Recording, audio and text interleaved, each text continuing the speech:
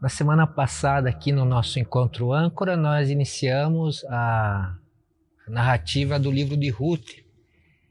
E o livro de Ruth está num período histórico do tempo dos juízes, aqueles 400 anos, onde cada um fazia o que era certo aos seus próprios olhos, não é?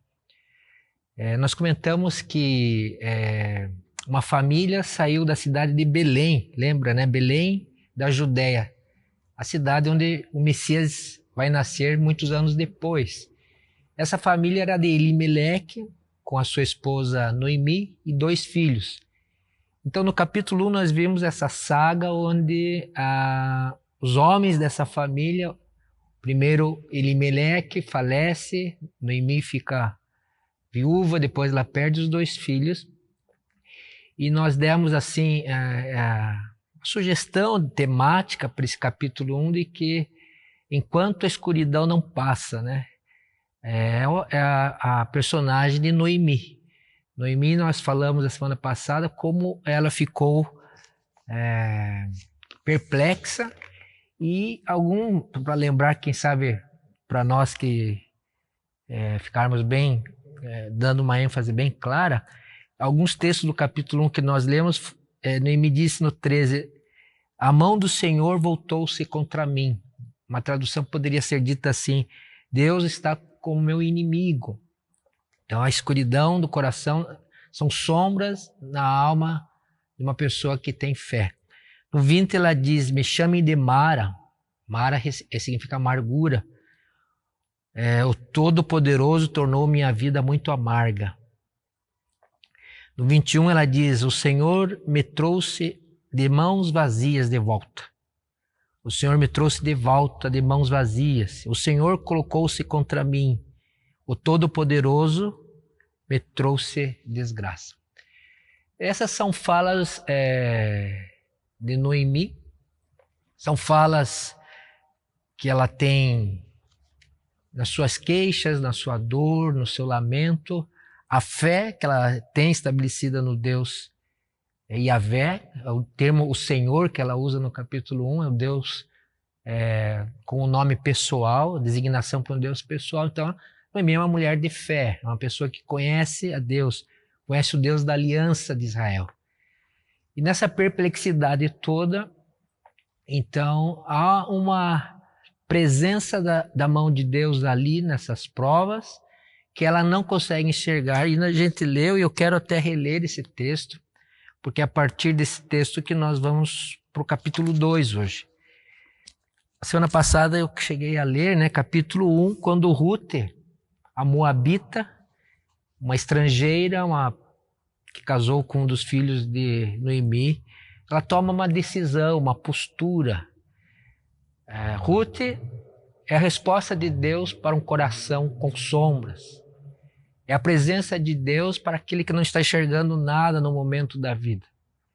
É o vislumbre da celebração da esperança, um Deus que escreve a história na companhia dos seus filhos.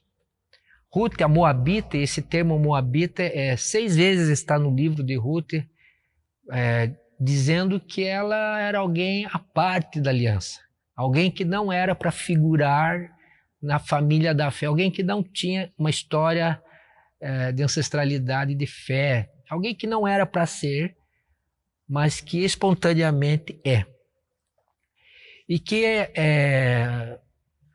assim, até espantoso nesse texto, que Ruth começa a inaugurar aqui a manifestação do Deus da aliança, porque as palavras que ela diz no capítulo 1 são palavras que você deve perceber que até são lidas em casamento, né, porque mostram um pacto, né, um amor que não rompe, apesar da fome.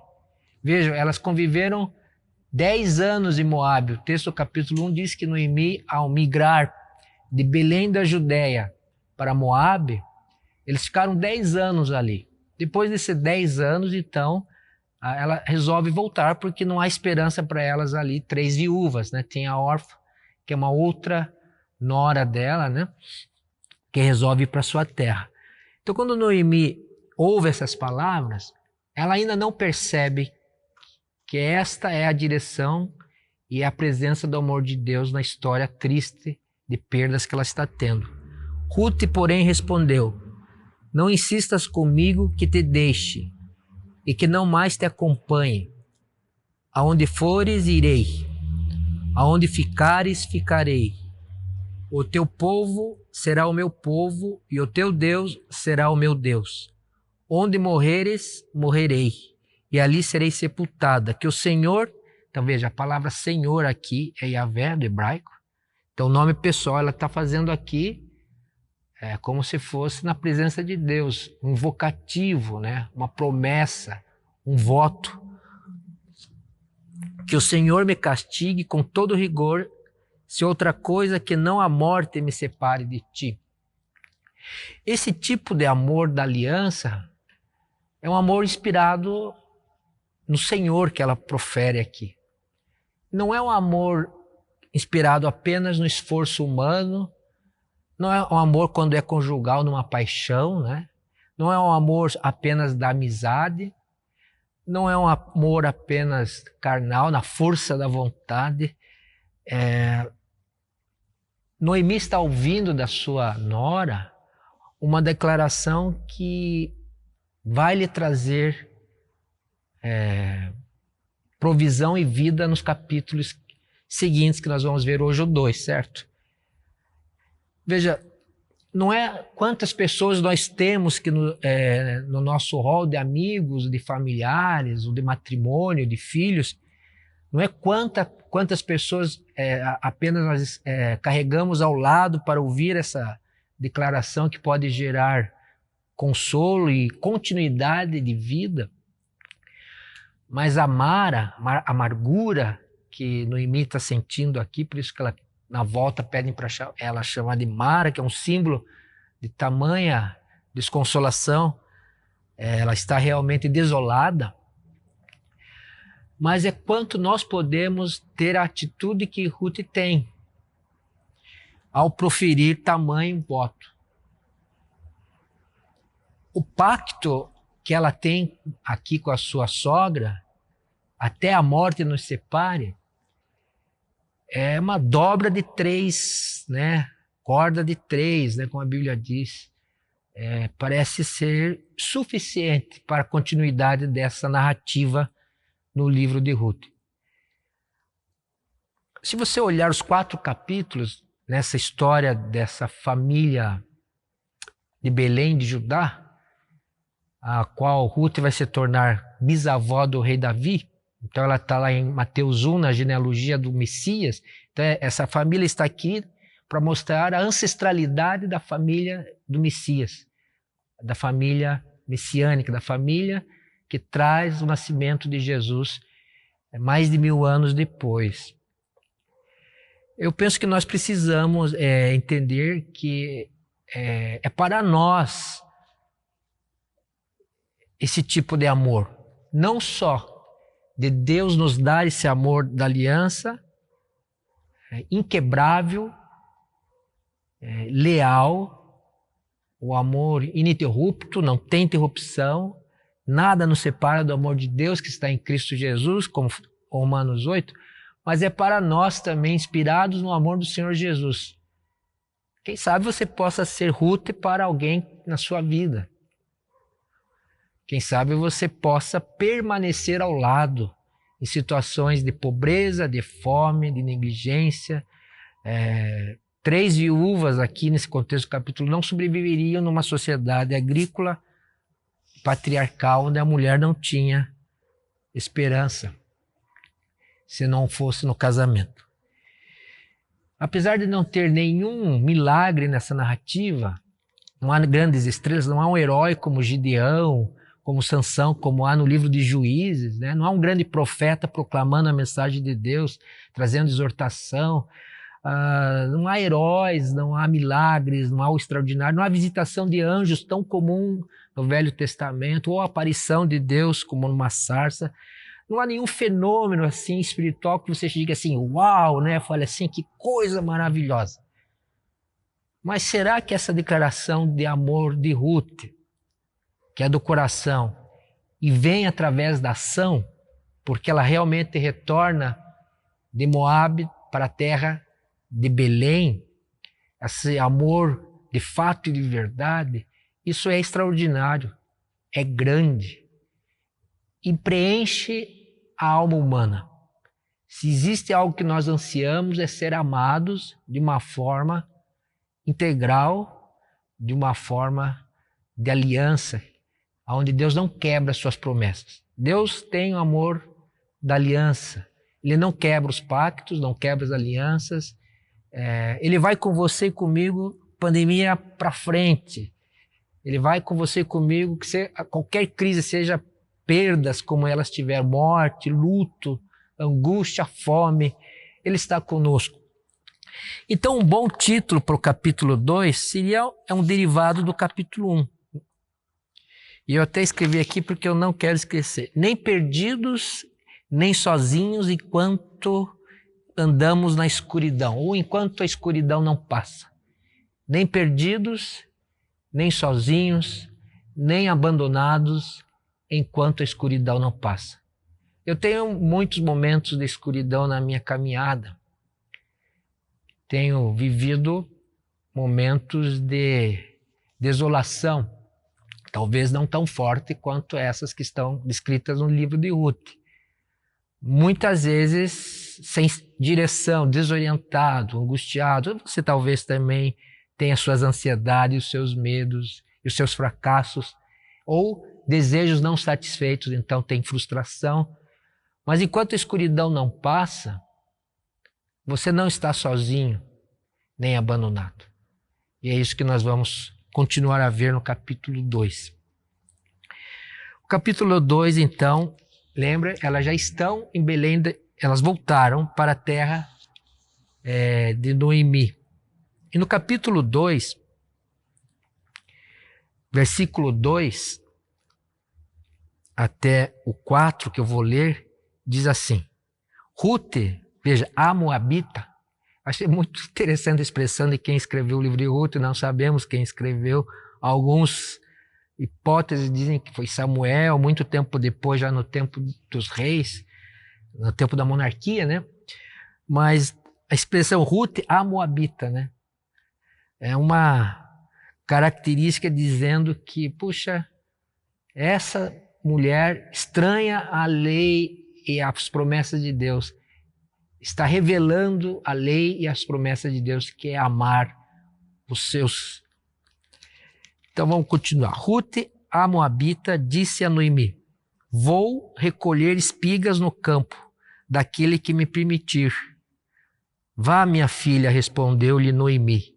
Então ela foi e começou a recolher espigas atrás dos ceifeiros. Casualmente, entrou justo na parte de plantação que pertencia a Boaz, que era do clã de Elimeleque. Naquele exato momento, Boaz chegou de Belém e saudou os ceifeiros: o Senhor esteja com vocês. E eles responderam: o Senhor te abençoe.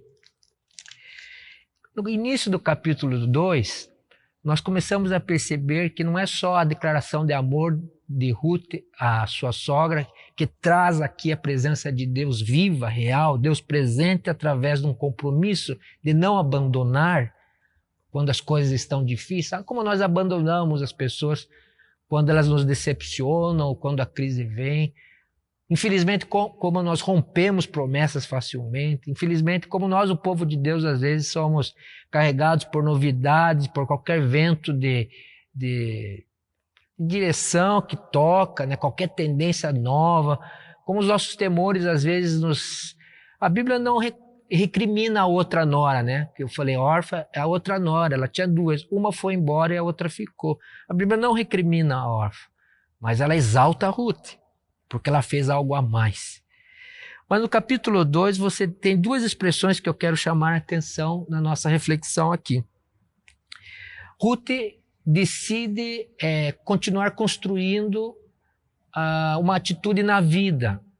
Ela tem a ideia, elas precisavam sobreviver, elas não tinham ninguém ali para sustento, não tinham esperança, não tinham futuro. E elas estavam ali na primavera, provavelmente no mês de abril, era quando havia colheita de cevada e trigo. Plantações que eram comuns ali onde ela... E existia uma lei social que, na verdade, era como se fosse os nossos pecúlios, as nossas proteções sociais que nós temos hoje aqui, como Bolsa Família, como esse cartão agora para a Covid, né, que as pessoas recebem o valor do governo federal. Na lei do povo de Deus, você encontra isso em Deuteronômio, em Levíticos, vários textos regulamentando o que seria o que ela fala de respigar, que é a lei de que na colheita você derrubasse algum desses grãos pelo caminho, você não deveria ajuntar e guardar, você deveria deixar ali para os necessitados. Por exemplo, as viúvas e as mulheres que não eram donas nem do seu...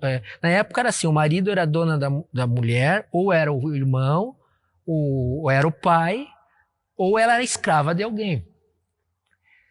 Então, ser viúva, mulher, no status quo daquela cultura, daquela sociedade, era muito difícil a sobrevivência. Então, havia uma lei de Moisés que restringia o direito das pessoas, na época da colheita, pegarem aquilo que era sobra, que ficava, os feixes que ficavam pelo caminho, ou numa colheita, aquilo que não era aproveitado.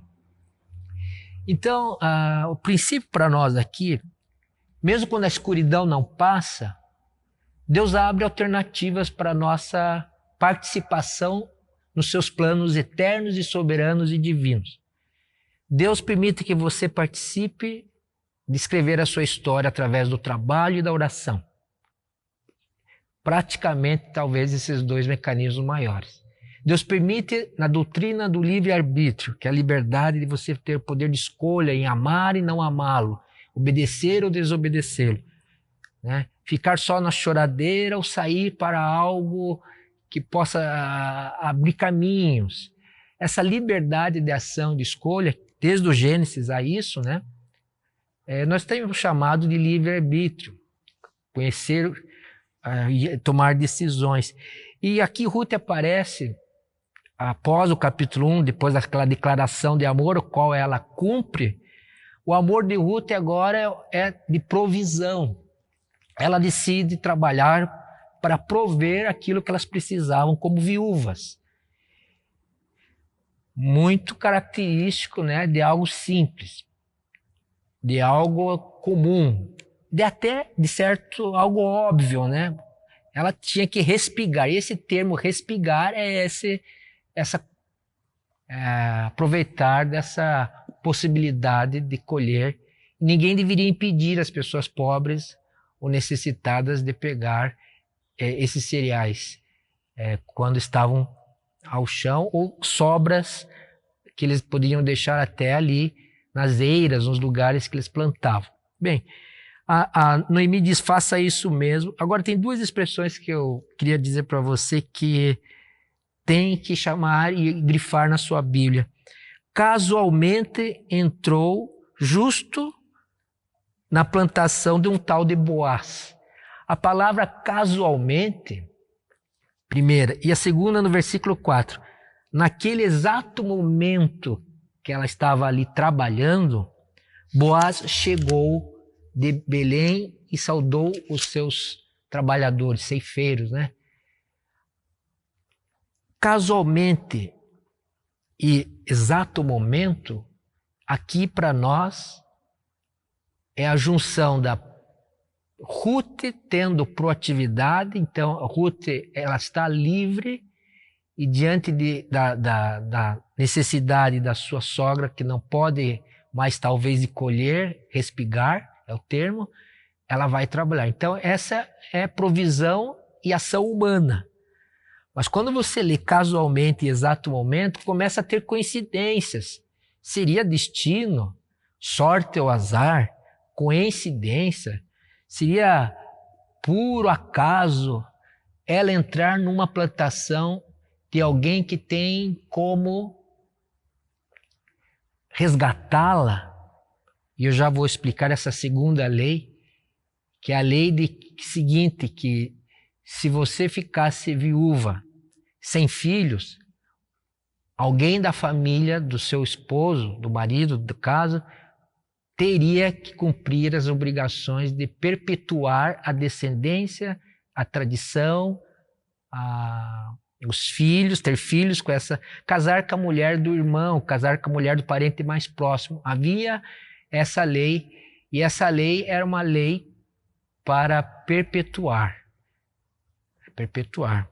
E ela vai para uma fazenda de alguém que é da linhagem dela, alguém que pode fazer algo por ela segundo a lei de Moisés também. Casualmente, não. E esse exato momento, quando ela está trabalhando, chega o dono, o proprietário das terras, e a vê naquele exato momento colhendo ali a cevada, o trigo, seja o grão que for. Meus irmãos, na escuridão, ação humana e provisão divina se combinam de tal forma que às vezes é impossível discernir até onde vai a minha ação, até onde vai a soberania de Deus, porque é um conjunto, é uma ação comum, é uma soberania divina com a ação humana. E para nós não há casualmente, sorte, azar. Deus permite que nós caminhemos, exercitamos as nossas faculdades mentais, os nossos desejos de alma, permite que oremos por questões e lancemos sobre ele as necessidades, porque isso interfere, isso tem consequências. É um diálogo vivo, a oração e o trabalho. São permissões que Deus nos dá. São convites a participar nos propósitos redentores de Deus. Então Deus permite Ruth, deixa Ruth trabalhar, é a única forma dela conseguir sustento para não morrerem de fome, mas ao mesmo tempo está mostrando a sua boa mão, a poderosa mão de Deus agindo. Leva esta mulher a ir para o campo certo, leva o dono do campo a ir no momento certo, para que haja no capítulo 3 um encontro, daí é o encontro do amor. Eu quero ler umas anotações aqui do valor dos papéis simples na vida. Como Deus abençoa as atitudes primárias, como Deus abençoa aquilo que é amadoristicamente falando, algo feito com amor, como Deus está no meio da sua história. Para Deus não há histórias insignificantes, para Deus não há um enredo menor. Para Deus a sua e a minha vida são reais e importantíssimas. E Ele está trabalhando no teu respigar, no teu catar os grãos no momento da fome. Deus vai usar aqueles recursos que Ele já tem colocado nas suas mãos. E aquilo que não está nos recursos das suas mãos, Ele provém como proveu essa entrada dessa mulher no campo certo. O valor das ações corriqueiras, ações simples, ações triviais na família, as chamadas ações fáceis, no nosso dia a dia, são profundas. Quem é pai, se você é pai, quem é mãe, quem é filho, quem é filha, quem é noivo, quem é noiva, quem é esposo, quem é esposa, quem assume as tarefas que daí advém desses papéis, cumpre sua condição de ser humano. É nessas atividades simples que o ser humano alcança a plenitude. Então, eu estou querendo dizer aqui que a plenitude da vida está na vida normal, ordinária. A plenitude é sentida nessa harmonia, na paz que vem em Deus. Não é uma questão de satisfação, mas é uma questão de completude. A nossa completude na vida, a nossa felicidade, as nossas buscas elas precisam estar com os pés bem fincados no solo da realidade, da simplicidade, da humildade. Então, isso que às vezes a gente despreza, que a vida comum é a arena onde Deus trabalha os nossos caráteres. É Ruth trabalhando, e você olhar o contexto do capítulo 2, talvez eu até leia esse pedaço do capítulo 2, para deixar bem claro para você. Ruth chama a atenção porque ela cuida da sogra, ela vem de Moabe para Belém, e isso já está, em Belém essa notícia já está conhecida, ela está cuidando. Ruth chama a atenção porque ela resolve trabalhar com as mãos, é o que ela tem na mão, na hora. Ruth não espera um plano maravilhoso vindo dos céus, ela vai respigar, esse é o termo. Ruth é conhecida pelo capataz quando Boaz, que é o dono rico das propriedades, mas que aquela moça ali, o capataz vira e diz para ele, Boaz, ela está trabalhando aqui desde cedo e não parou nem um pouquinho, nem para tomar água. Ela que está trabalhando mais aqui para colher algo para sobrevivência. Veja, ela não está ganhando para isso, ela não é um boia fria, ela não é uma trabalhadora, ela não é nem uma escrava desse homem, ela só está fazendo aquilo que a lei permite como uma proteção social. Não negligencie, né, o presente. Isso eu estou lendo porque a gente passa para os noivos isso aqui, quando a gente está falando de funções e papéis no casamento.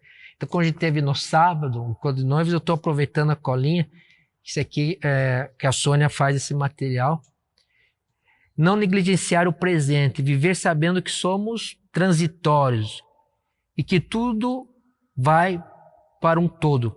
Se fico esperando coisas grandes, é muita pretensão o que está diante de mim. Cuidado com o estilo de vida tumultuado, febril, voltado só para o futuro, para o grande, para o maior, melhor e mais. Às vezes nós precisamos fazer aquilo que é óbvio. Mais um pedacinho aqui, tenha paciência. Ter uma vida plena, como a Bíblia diz lá em João, capítulo 10, né? Vim para que tenha uma vida e vida abundante, uma vida plena, não é o mesmo que felicidade na nossa cultura hoje. Os mais felizes, ou aqueles que são considerados os mais felizes nesta vida, nessa cultura, eles não são plenos. Naturalmente é um conceito diferente do conceito de plenitude da vida com Jesus. Então, às vezes, bem-estar, prazer, aspiração, com quais somos inundados diariamente pela mídia ou pelos conceitos sociais, porque a realização autorrealização não é felicidade na Bíblia. Vida plena é estar em paz com Jesus, mas também com o sofrimento e com a morte. Essa questão de vida plena nos evangelhos e também no Antigo Testamento, essa questão de plenitude, essa questão de fazer da vida todos os meus sonhos, realizar tudo aquilo que eu trago de aspiração. Eu tenho dito aqui no Âncora, a vida quanto mais ambiciosa, ela é mais ansiosa. E é mais arriscado você desprezar aquilo que está mais perto de você, aquilo que é real, simples.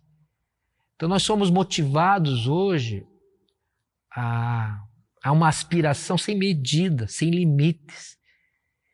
E possivelmente esbarramos com a provisão de Deus e não a entendemos. Esbarramos com as frutificações da graça e achamos às vezes pouco.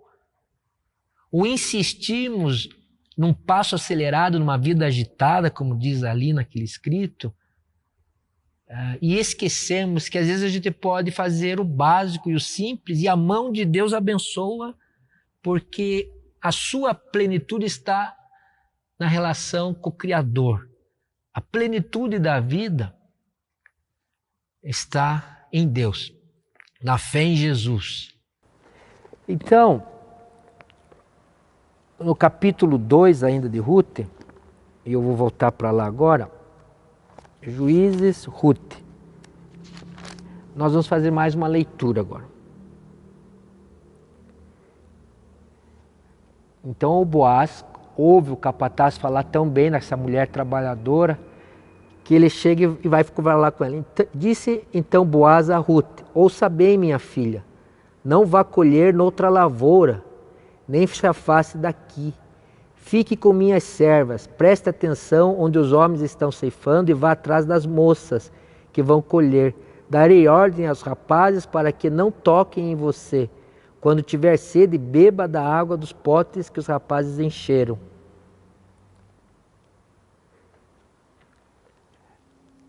O próprio Boaz percebe que nessa dedicação do Ruth, e num espírito generoso, ele aconselha e dá ordens como que ela deve fazer esse trabalho na sua lavoura. E ele dá ordem para que ninguém a toque, né? Há uma possibilidade de violência, a mulher é muito vulnerável nessas condições, né? Ela era moabita, sabiam que não tinha ninguém. Então Boaz aqui nesse encontro com Ruth, nesse primeiro encontro, ele mostra todo o seu cuidado, o seu zelo e permite e facilita o trabalho dela para que tenha mantimento. Aqui nós estamos vendo Deus provedor novamente. O amor da aliança, não só fazendo as conexões que o autor aqui escreve casualmente, na hora certa, mas agora uma conexão direta. O próprio Boaz tem um olhar de misericórdia e compaixão com essa moabita. Qual que é a resposta que ela dá no versículo 12? Ainda Boaz falando, na verdade. 11. Boaz respondeu: contaram-me tudo o que você tem feito por sua sogra, depois que você perdeu seu marido, como deixou seu pai, sua mãe, sua terra natal para viver com um povo que você não conhecia bem. O Senhor lhe retribua o que você tem feito, que seja ricamente recompensada pelo Senhor, o Deus de Israel, sob cujas asas você veio buscar refúgio. Quero chamar muito a sua atenção para essa expressão e essas expressões que Boaz faz questão de dizer que o Deus de Israel está no meio desse enredo de uma família tão simples, tão sofredora, que está migrando, voltando, né, dessa fome tremenda. Boaz está dizendo que Deus abençoe esse esforço, essa ação, essa iniciativa. O Deus de Israel, o qual ele diz assim: o Deus de Israel, sob cujas asas você veio buscar refúgio.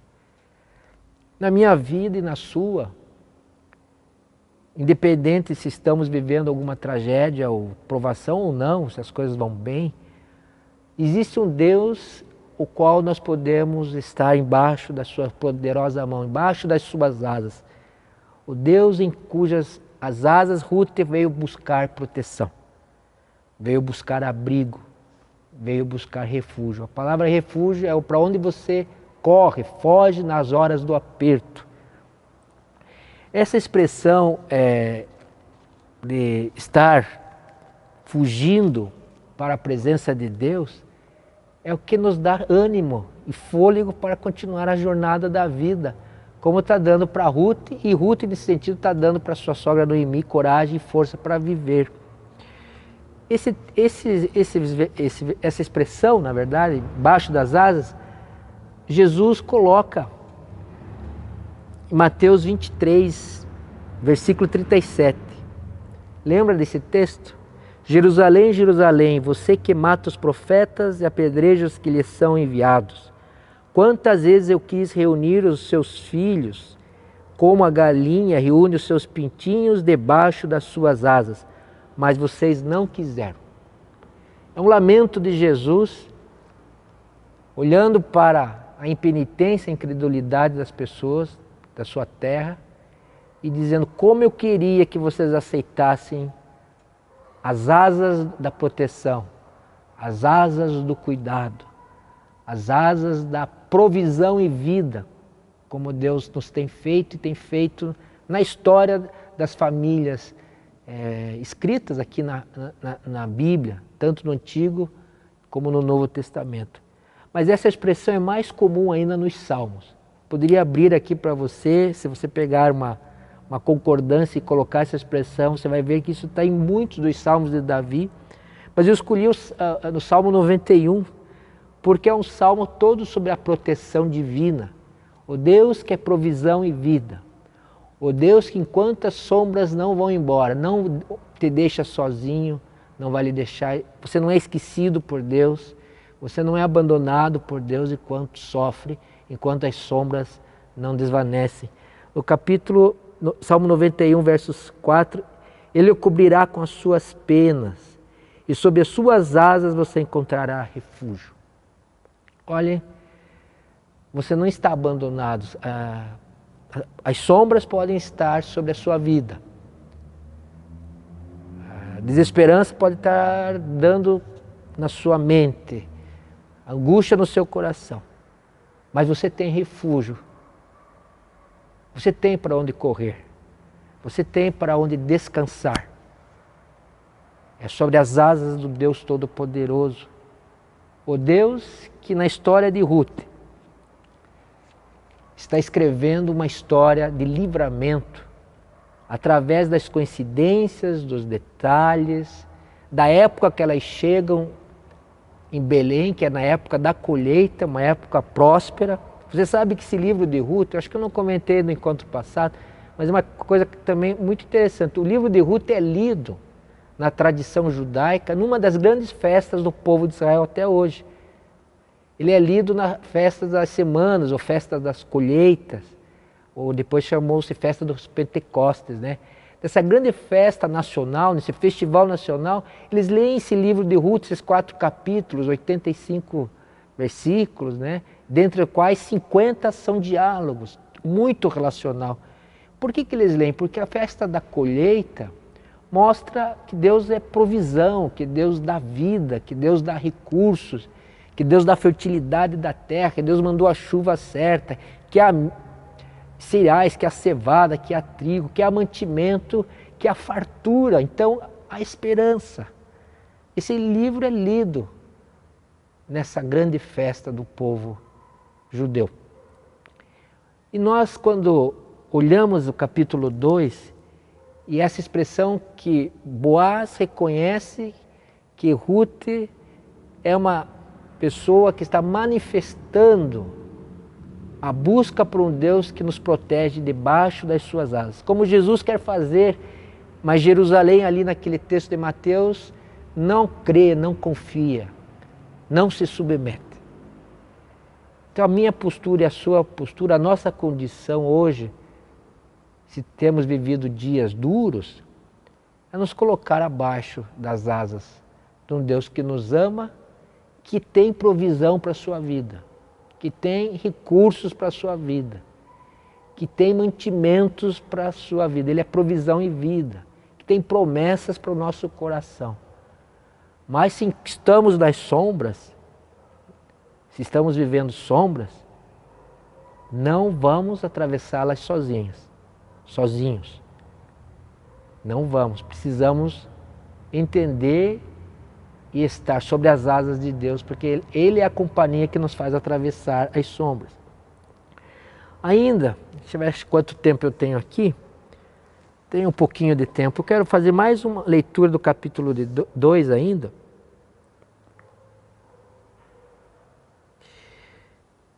(17) E assim Ruth colheu na lavoura até entardecer. Depois debulhou o que tinha juntado, quase uma arroba. A arroba é uma efa, é uma medida de, se fossem litros aqui, poderia ser considerado 20 litros, um pouco mais. Ela colheu uma arroba de cevada, carregou-a para o povoado, e sua sogra viu quanto Ruth havia recolhido, quando ela lhe ofereceu o que havia sobrado da refeição. Ruth está sendo para Noemi novamente vida, provisão, recurso, companhia. Ela recebeu o almoço lá com os empregados do Boaz, ela trouxe o que sobrou do almoço e ainda essa quantidade de frutos de cevada, da colheita, ela trabalhou arduamente. Está aí a mão de Deus, abençoando a vida dessa sogra através da sua nora. Versículo 20. Noemi exclamou, depois desse encontro: seja ele abençoado pelo Senhor, que não deixa de ser leal e bondoso com os vivos e com os mortos. E acrescentou: aquele homem é nosso parente, é um dos nossos resgatadores. Veja o que ela diz agora aqui, né? Nesse verso 20. O Senhor que não deixa de ser leal e bondoso. Parece-me que as sombras da mente de Noemi, sombras teimosas, dor profunda que não queria passar, angústia insistente que não queria ir embora. Ela estava desolada por ter perdido a família, os homens da sua família, filhos e marido. Ela sentia que Deus era oposição a ela.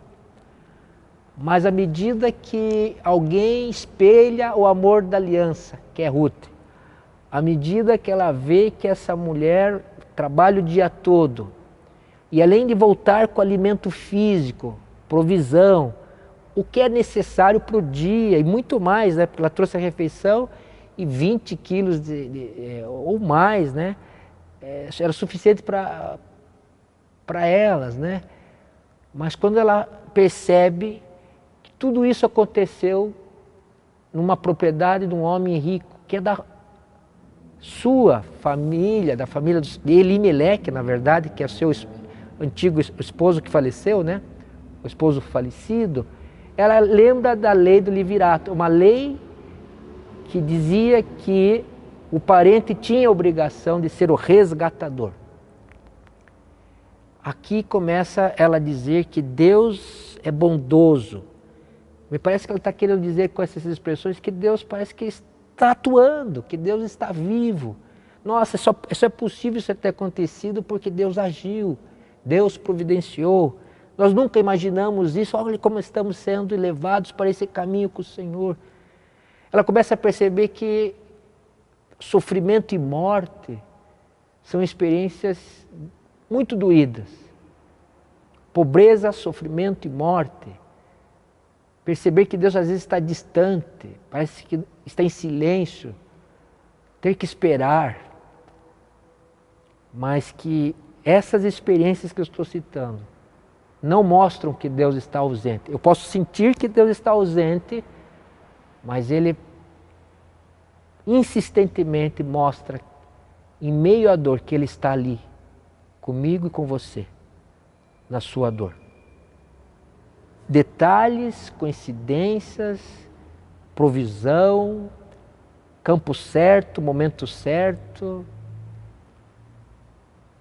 Você vai notando o movimento de Deus, a ação divina da graça, da misericórdia, trazendo esperança para a nora e sogra.